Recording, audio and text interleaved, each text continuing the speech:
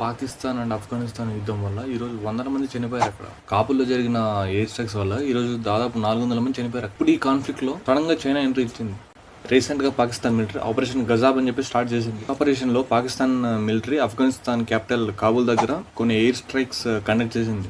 Pakistan government చెప్పింది ఏంటంటే ఈ ఎయిర్ స్ట్రైక్స్ టెర్రరిస్ట్ ఇన్ఫ్రాస్ట్రక్చర్ ని టార్గెట్ చేశామని చెప్పి చెప్తుంది.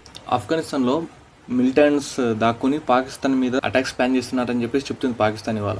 బట్ ఆఫ్ఘనిస్తాన్ అలిగేషన్స్ ప్రకారం ఈ స్ట్రైక్స్ టెర్రరిస్ట్ క్యాంప్స్ మీద కాదు, ఒక రీహాబిలిటేషన్ హాస్పిటల్ మీద చేశారని చెప్పేసి ఆఫ్ఘనిస్తాన్ లో చెప్తున్నారు. ఆ హాస్పిటల్లో దాదాపు 400 మంది సివిలియన్స్ చనిపోయారని చెప్పేసి రిపోర్ట్స్ వస్తున్నాయి ఇవాళ.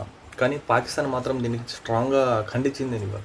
యాక్చువల్గా ఈ కాన్ఫ్లిక్ట్ సడన్ గా స్టార్ట్ అయినది కాదు. పాకిస్తాన్ అండ్ ఆఫ్ఘనిస్తాన్ మధ్య టెన్షన్ చాలా ఇయర్స్ నుంచి ఉంది. ఇప్పుడు ఈ సమస్య పెద్దది అవ్వడానికి కారణం ఈ మిలిటెంట్ గ్రూప్ తాలిబాన్ అని చెప్పేసి షార్ట్ ఫామ్ లో టీటీపీ అని పిలుస్తారు.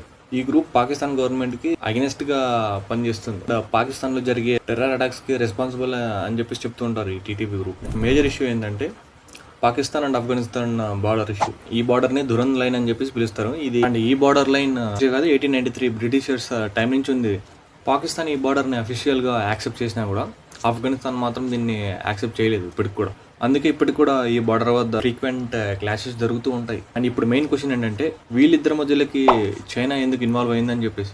మెయిన్ రీజన్ ఏంటంటే China investment.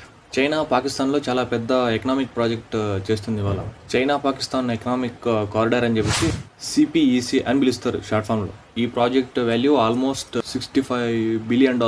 Roads, highways, ports and energy projects ఇలా చాలా ఇన్ఫ్రాస్ట్రక్చర్ డెవలప్మెంట్ చేస్తుంది చైనా పాకిస్తాన్ లో. ఈ సిపిసి ప్రాజెక్ట్ చైనాకి గ్లోబల్ స్ట్రాటజీలో ఇంపార్టెంట్ పార్ట్. ఈ స్ట్రాటజీ బెల్ట్ అండ్ ఇంటియేటివ్ అని పిలుస్తారు. అసలు చైనా ప్లాన్ ఏంటి అంటే ఏషియా నుంచి యూరోప్ వరకు ట్రేడ్ రూట్స్ క్రియేట్ చేసి గ్లోబల్ లెవెల్లో ఇన్ఫ్లుయెన్స్ పెంచడం. బట్ ఇక్కడ ప్రాబ్లం అంటే పాకిస్తాన్ ఆఫ్ఘనిస్తాన్ బార్డర్ అన్స్టేబుల్ గా ఉండడం వల్ల ఈ ప్రాజెక్ట్స్ అన్ని ఇప్పుడు డేంజర్ లో పడతాయి. టెర్రర్ అటాక్స్ జరిగే ఛాన్సెస్ పెరిగిపోతాయి. అండ్ ఈ ట్రేడ్ రూట్స్ అన్ని కూడా సేఫ్ గా ఉండవు.